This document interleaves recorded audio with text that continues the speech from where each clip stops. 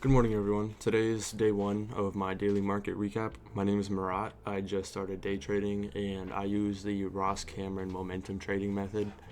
I find it to be pretty low risk and pretty high return, so that's why I like using it.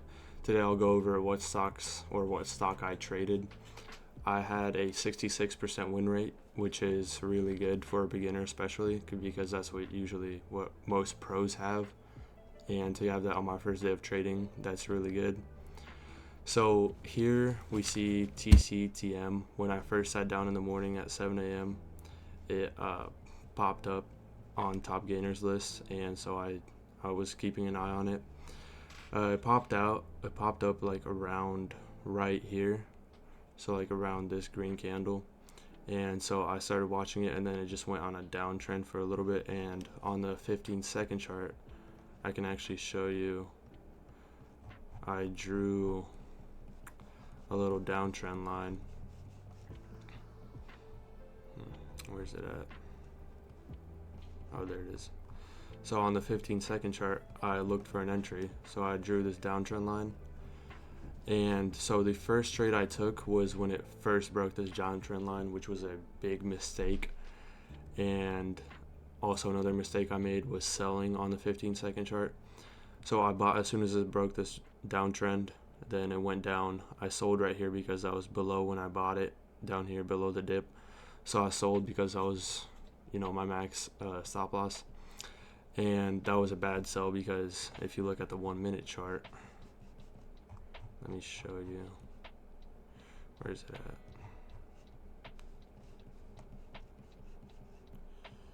If you look at the 1 minute chart, it actually looked really good. I mean, there was a red candle, but it still goes higher than this candle right here. So I should have held it, and it actually ended up doing this move right here from pretty much 30 cents all the way up to almost 50 cents.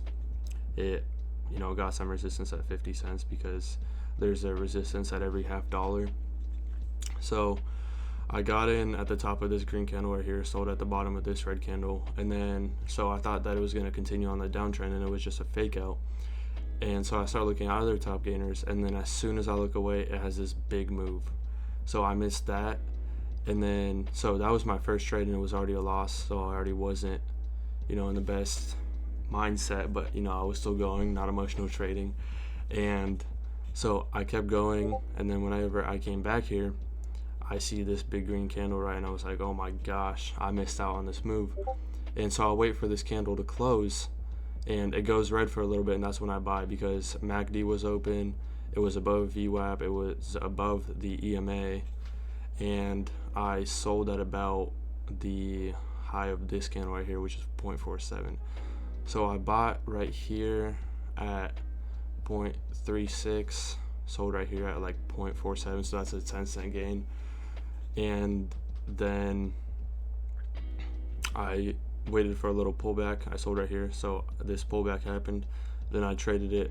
I bought it as soon as it broke this candle's high, which was about 0.41.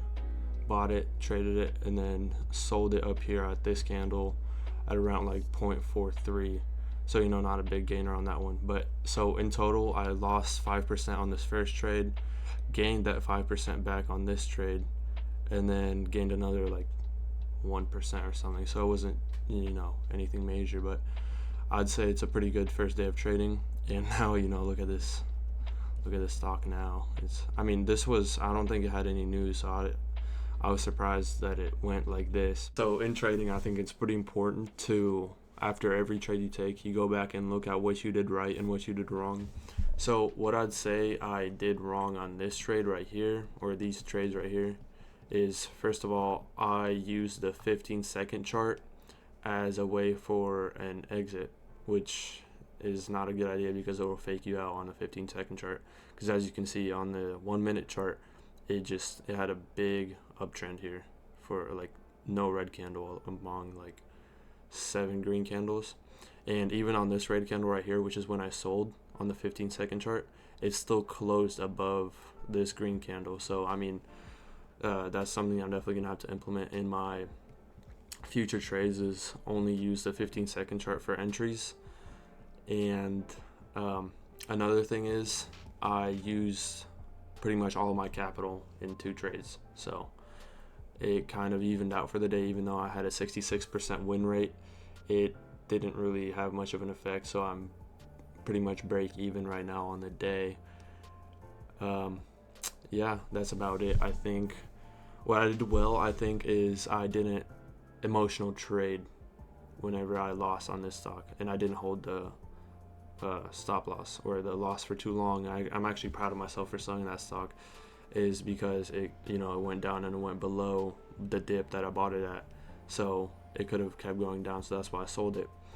So I just followed this strategy, and that's what happens. Sometimes you just got to follow the strategy, and sometimes you might take a loss because of it, but most of the times you will most likely thank yourself for doing it. So my biggest tip for momentum trading as a beginner is only focus on A-quality pullbacks or setups. Don't just go trade something because you think it'll go up, or trade something because it's already going up. Just wait for a pullback like this, and then wait for it to break that downtrend by making a new high, and then wait for a confirmation of that uptrend.